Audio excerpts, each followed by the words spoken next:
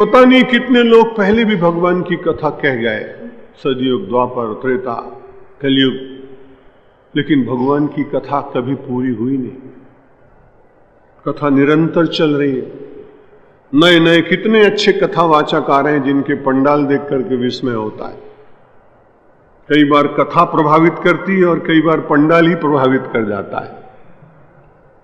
पंडाल से प्रभावित होने वाले लोग पछताते हैं और कथा से प्रभावित होने वाले आनंदित होते हैं। ये अपने अपने जीवन की विधा है, किसको कहाँ रस आता है इसका निर्णय करना भी बहुत कठिन। पर परमात्मा की कथा निश्चित रूप से मानव को परमानंद की ओर प्रेरित करती है, परमानंद प्रदान कराती है। उस परमात्मा की कथा की कोई सीमा नहीं। बहुत अच्छा वर्णन किया महर्षि वेदव्यास ने श्रीमद् भागवत में। योवानन्तस्य गुणानन्तान् अनुक्रमिष्यन् स तु बालबुद्धि रजांसि भूमेर् गणयेत् कथंचित् कालेन नैवाखिल शक्तिधाम्ना। अखिल शक्ति धामना, जो अखिल शक्ति के धाम परमात्मा है वो अनंत है।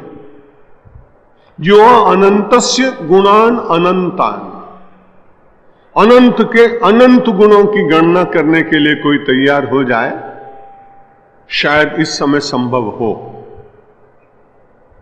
भगवान के गुणों के अनंत गुणों की गणना करना संभव नहीं होगा, लेकिन एक असंभव को संभव करने के लिए विज्ञान संभवतः अपनी सामर्थ्य प्रकट कर डाले। क्योंकि आप जानते हैं कंप्यूटर का युग चल गया। पहले पत्र लिखने में कितनी देर लगती थी, बड़ी दूर दूर पोस्ट ऑफिस होते थे।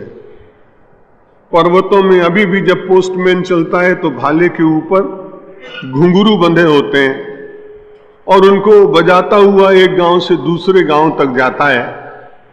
पर्वती अपनी पैदल यात्रा में लगभग 45 वर्ष पूर्व मैंने उस पोस्टमैन से पूछा कि घुंघरू बजाते हुए क्यों चलते हो भाई?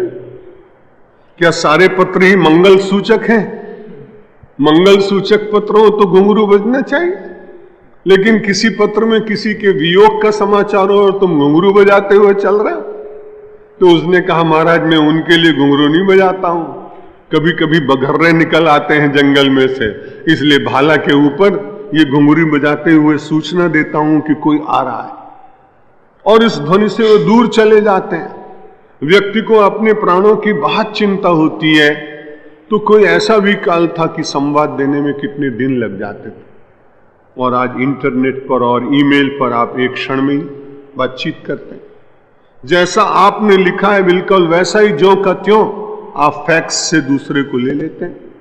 अमेरिका में विज्ञान बहुत उन्नत है, इसलिए मैंने अपने आप देखा कि टेलीफोन करते समय उसके साथ एक स्क्रीन जुड़ा होता है, इसलिए उसमें से पता लग रहा होता है कि कौन बात कर रहा है। उसका चित्र भी सामने होता है, वार्ता भी सामने होती है। विज्ञान इतना बढ़ गया। रजांसिस भूमेर गणयेत कथंचित। महर्षि वेदव्यास जी को ऐसा लग रहा है 5000 वर्ष पूर्व कि विज्ञान इतना उन्नत हो जाएगा कि किसी वैज्ञानिक के मन में यह इच्छा जग जाए कि पृथ्वी में जितनी धूल है और धूल के जितने कण हैं मैं उनकी गणना करूं। यद्यपि इसका उसे कुछ लाभ मिलने वाला नहीं। वैज्ञानिक जितने प्रयोग कर रहे हैं वे सभी समाज और जीवन के लिए सार्थक हैं ऐसा नहीं कहा जा सकता। कई प्रयोग तो इतने भयंकर हैं, निरर्थक हैं, और जिनके ऊपर अरबों रुपए खर्च किए जाते हैं उनका कोई समाज को लाभ भी अंततः गत्वा नहीं। उसका लाभ तो केवल विध्वंस ही है। लेकिन महर्षि वेदव्यास जी ने चिंतन किया, विचार किया कि भाई विज्ञान कभी इतना आगे बढ़ जाए तो रजांसि भूमेर गणयेत कथंचित। पृथ्वी के कणों को संभवतः कभी कोई व्यक्ति गिन सके, लेकिन वो अखिल शक्ति धाम परमात्मा उनके अनंत गुणों की कोई गणना करने का उद्घोष करे तो उसकी ये उद्घोषणा निश्चित रूप से अपूर्ण रहेगी, उसमें सफलता नहीं मिल पाएगी।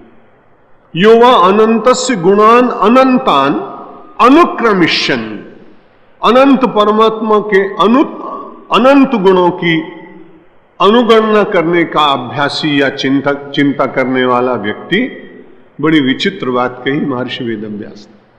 इतने बड़े गणितज्ञ के लिए, जो पृथ्वी के कणों को गिनने की सामर्थ्य अपने भीतर जगाने की चेष्टा कर रहा है, उसके लिए उन्होंने कहा कि वो भगवान के यदि गुणों की गणना करने चले तो उन्होंने कहा सतु बाल बुद्धि ही, वो तो बड़ा नादान है।